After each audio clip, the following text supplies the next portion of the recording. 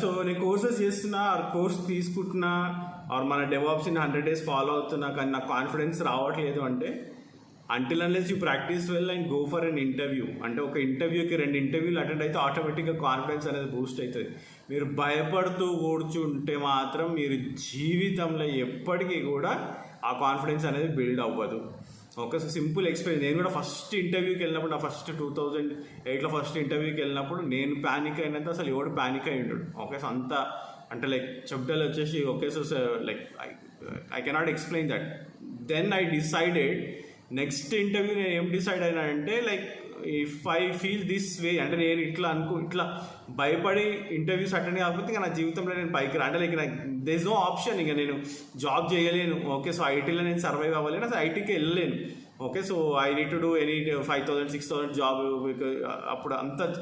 అప్పుడంత scope లేదు. Okay, so బయట ఏం చేయాలన్నా కానీ ఒక న్యూస్ పేపర్లు వేయడమో లేకపోతే మిల్క్ వేయడమో అట్లాంటి జాబ్స్ ఉండేవి.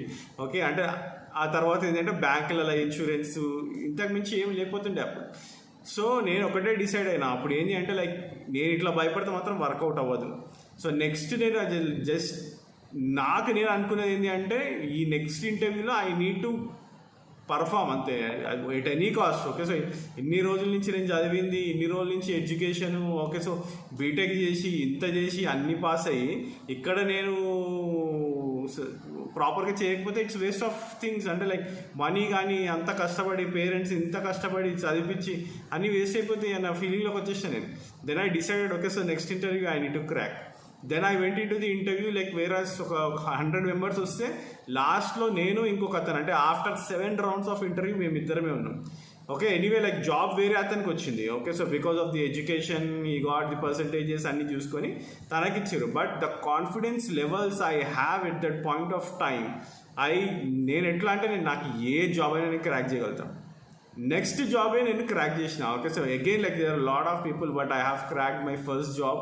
Okay, so without attending the interviews, without boosting yourself, మీరు కాన్ఫిడెన్స్ తెచ్చుకోకపోతే వేస్ట్. ఓకే, సో ఇంత కష్టపడి ఇన్ని రోజులు చదివి 22 ఏళ్ళు చదువుకొని 21 ఏళ్ళు చదువుకొని ఇంత కష్టపడి చేసిన తర్వాత జాబ్ రాకపోతే ఆ కాన్ఫిడెన్స్ లేకపోతే వేస్ట్. ఓకే, సో మీరు మోటివేషన్ చేసుకోకపోతే లైఫ్లో పైకి రావడం చాలా కష్టం.